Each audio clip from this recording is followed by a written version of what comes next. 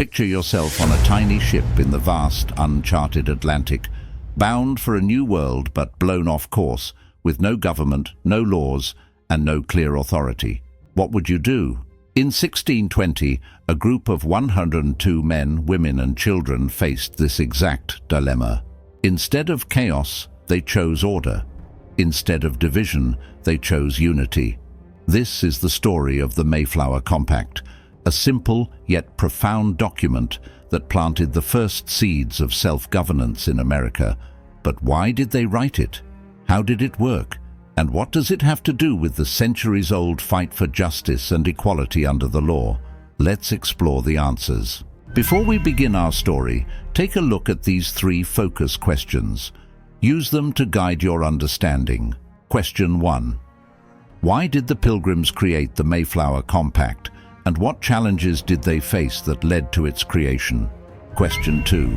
How did the Mayflower Compact establish a framework for self-governance and majority rule among the Pilgrims? Question 3. In what ways did the Mayflower Compact reflect and build upon earlier principles of justice and equality under the law, as seen in documents like the Magna Carta? I will show you these questions again, providing you with the context for responding to each. Are you ready? The journey of the Mayflower was never meant to be as perilous as it became. In September of 1620, a group of 102 passengers, seeking religious freedom and a fresh start in the New World, set sail from Plymouth, England. These pilgrims, as they would come to be known, were bound for the established Virginia colony, where they planned to settle under the protection of the existing colonial government. But fate had other plans. After more than 2 treacherous months at sea, the Mayflower was blown off course by harsh Atlantic storms. Instead of arriving in Virginia, the ship found itself off the coast of what is now Massachusetts, far north of any established English colonies. This was uncharted territory, cold, harsh, and unforgiving. But it wasn't just the land that was unknown. The legal status of the Pilgrims in this new land was equally uncertain. Without a formal charter to govern them in this region, the Pilgrims faced a stark choice: return to England, try to navigate back to Virginia, or stay and risk lawlessness in an unfamiliar land. Returning was out of the question. The journey had already taken its toll on the passengers, and the winter winds made further travel impossible. The decision was made to stay, but staying meant confronting a new challenge: how to govern themselves in this wilderness. The situation was further complicated by tensions among the passengers. Not all aboard the Mayflower were pilgrims. About half were strangers, individuals who were not part of the religious group, but were seeking economic opportunities in the New World. These strangers saw no reason to submit to the authority of the Pilgrim leaders, now that they were beyond the bounds of the Virginia colony. With no legal framework to guide them, it seemed that anarchy could easily take hold. To prevent this, the Pilgrims and strangers needed a solution, and they needed it quickly. On November 11, 1620, as the Mayflower lay anchored off the coast of Cape Cod, the passengers gathered to draft a document that would establish a framework for governance, a social contract that would bind them together in a common purpose. This document became known as the Mayflower Compact, and it was a remarkable achievement for its time. The Mayflower Compact was brief, just 200 words, but its significance cannot be overstated. It began with a solemn declaration of loyalty to King James I, acknowledging the Pilgrims' identity as English subjects, even as they embarked on this new chapter in their lives. However, what followed was a bold assertion of self-governance. Let's break down the text. First is the invocation. In the name of God, Amen. We whose names are underwritten, the loyal subjects of our dread sovereign Lord, King James, by the grace of God, of Great Britain, France, and Ireland King, defender of the faith. Their piety is evident in the first words. However, we also see them recognizing that they are subjects of King James. Next, we read a statement of their intent. Having undertaken for the glory of God and advancement of the Christian faith, and honor of our king and country, a voyage to plant the first colony in the northern parts of Virginia. This is already the second reference to God, not surprising given their desire to flee religious persecution in Europe and to establish their own colony where they can practice their faith in peace. At this time, all of the land along the eastern shore of North America was referred to as Virginia, named for Queen Elizabeth I, the Virgin Queen.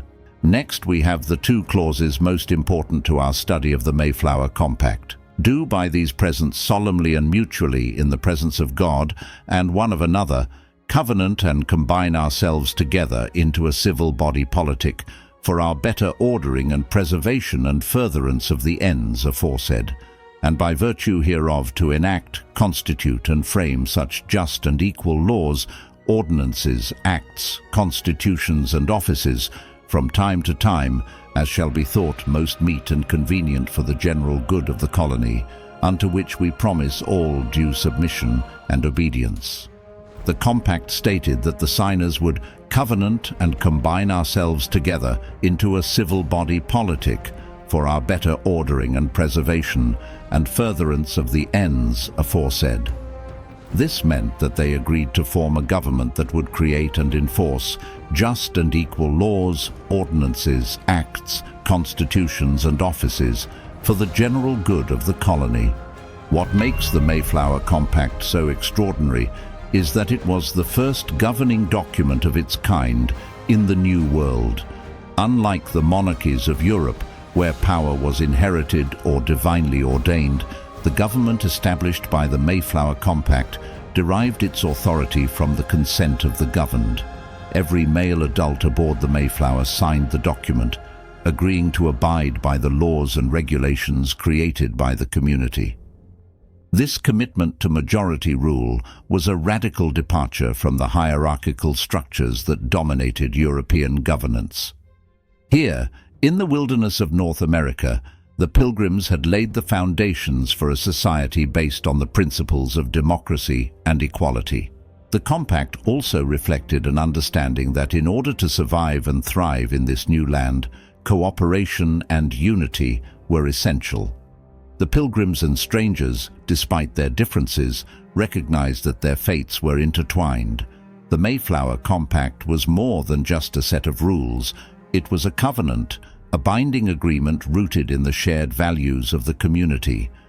This sense of shared responsibility and mutual accountability would become a hallmark of American governance in the centuries to come. But where did this revolutionary idea come from? The Mayflower Compact didn't emerge in a vacuum. Its roots can be traced back to earlier documents and traditions that emphasized the importance of justice, equality, and the rule of law. One of the most significant influences was the Magna Carta, signed more than 400 years earlier in England. Just as the Magna Carta established the principle that even the king was subject to the law, the Mayflower Compact established that the colonists would be governed by laws they created themselves.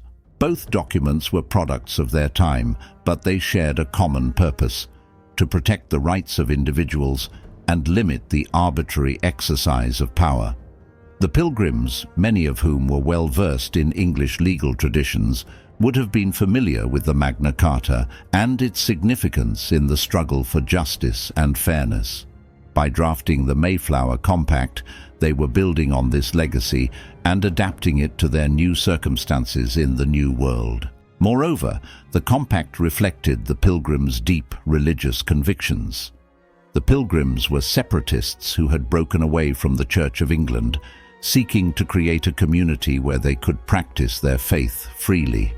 Their decision to establish a self-governing colony was not just a political act, but a spiritual one.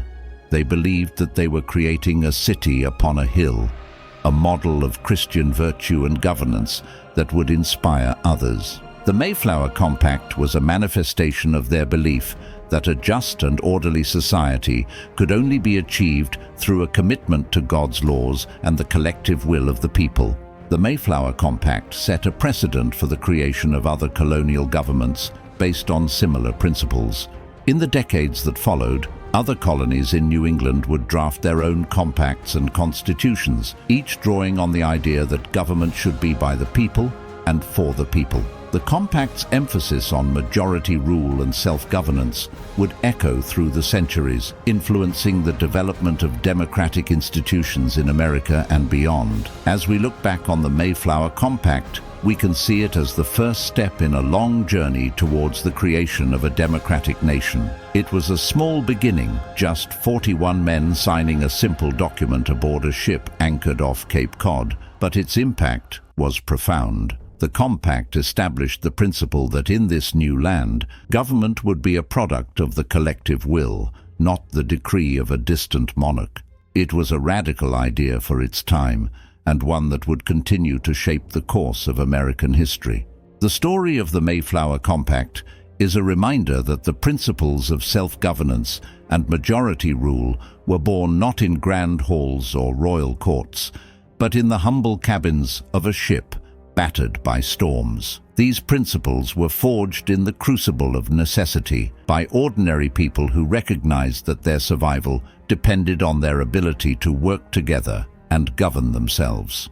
The Mayflower Compact was a bold experiment in self-governance, but it was just the beginning. The principles it established would take root and grow, influencing the development of democratic institutions across the American colonies. But as the colonies expanded and evolved, so too did the challenges they faced. In our next video, we'll explore how these early ideas of self-government were tested and strengthened in the face of new threats and opportunities. Thank you for watching. At the Civics Academy, we're here to help you become the best teacher for your children, fostering civic virtue, civic knowledge, and civic engagement right at home. Don't forget to check out the description below for a link to our free Parents' Guide to Teaching Civic Virtue at Home, along with other valuable resources from the Civics Academy. We're excited to support you on this important journey. Click on the next video to continue our journey of discovery of the evolution of the ideas and principles of the American founding period.